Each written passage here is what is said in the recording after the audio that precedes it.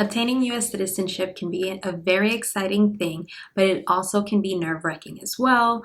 I know many people are very stressed out and worried when it comes time for their naturalization interview. So in this video, we're going to go over in detail what you can expect, what you need to know in order to be properly prepared to attend your naturalization interview. Before we get started, if this is your first time here, welcome. Join the D'Angelo Law family by hitting that subscribe button and also turning on your post notifications so you can be notified each and every time I have a new video for you. Also, give this video a thumbs up right now so YouTube knows to spread this information throughout the platform so everyone will have access to it as well. All right, so let's jump right in. You finally have received your naturalization interview appointment notice. It's time to start studying, and you want to know exactly what to expect at your interview, how you can be prepared for it, what they're going to ask you, so on and so forth. So due to the COVID-19 pandemic, things are a little bit different. Certain things have changed, procedures have changed, and there are different things that you can now expect at a naturalization interview currently. So I'm going to go over what you can expect from the time you arrive at the USCIS office for your naturalization interview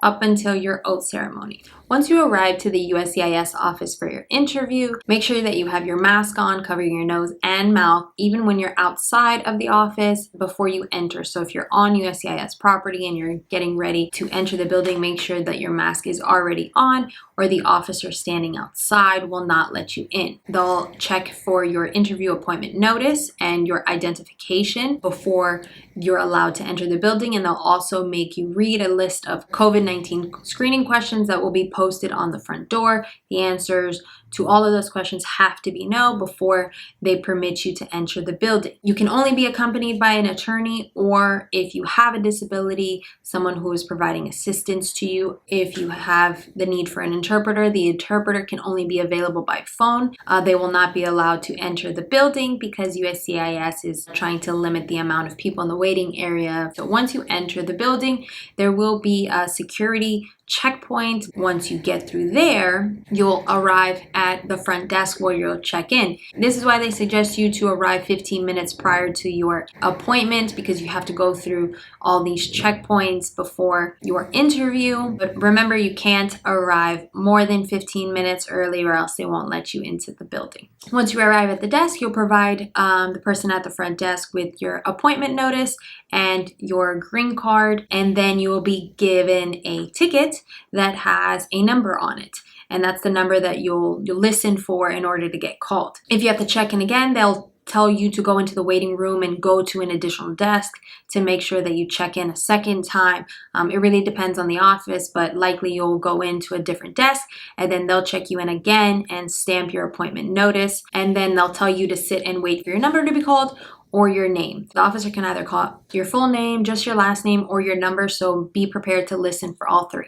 It is likely that you will be required to wait about 30 minutes to an hour to be called up for your appointment. Maybe you might be lucky and wait, 10 to 15 minutes, but if you are forced to wait the 30 minutes to an hour, take that time to review your questions, your flashcards, to study a little bit more, also to review your N400 application that you submitted previously to make sure that your answers given during your interview will be consistent with what you submitted on your application. Once the officer calls you in, you will accompany them to their office where the interview will be performed. If your attorney is with you and if there's space, the attorney will be allowed to sit at the back of the room and watch the interview, or they'll be asked to stand outside and listen by the door, or if they have to be in a separate room and listen through the phone.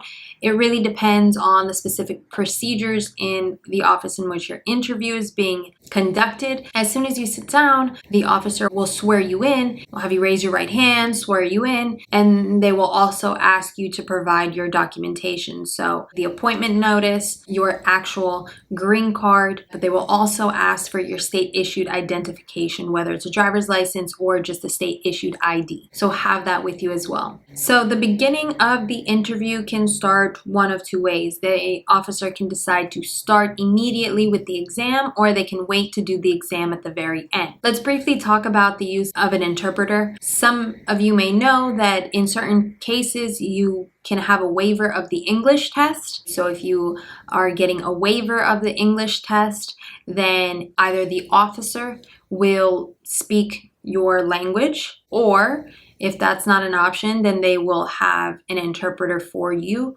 Or if that's not an option, that you must have an interpreter available by phone.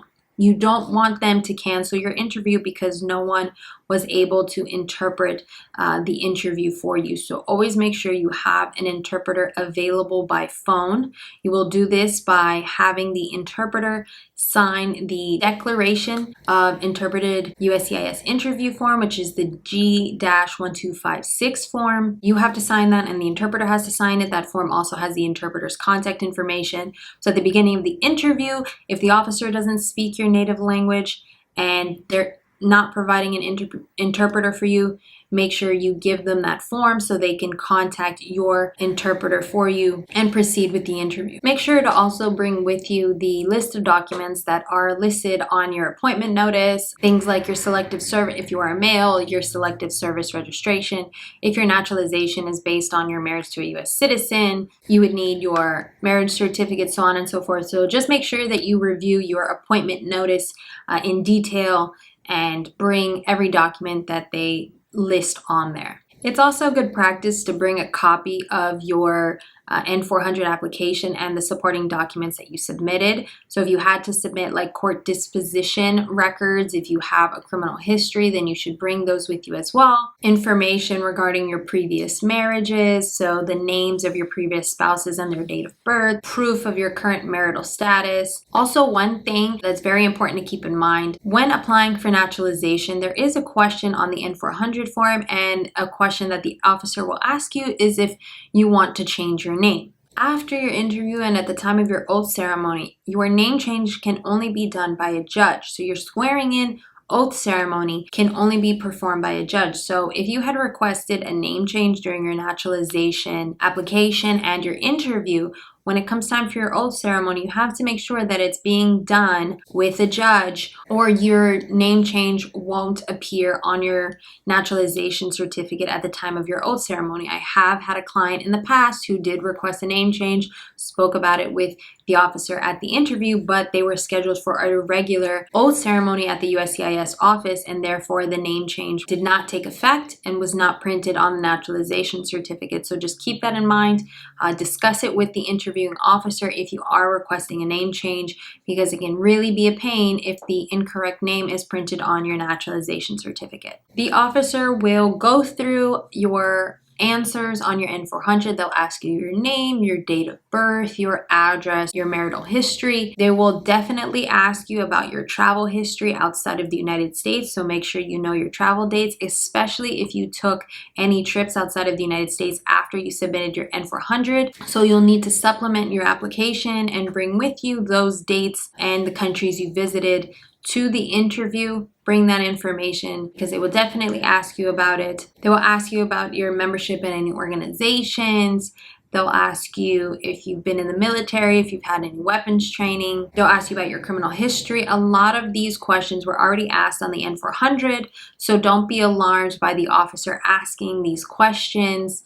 It's just verifying that everything that you answered on the N-400 is accurate and true. Once again, make sure you review in its entirety the N-400 application that you submitted at the time you filed for citizenship.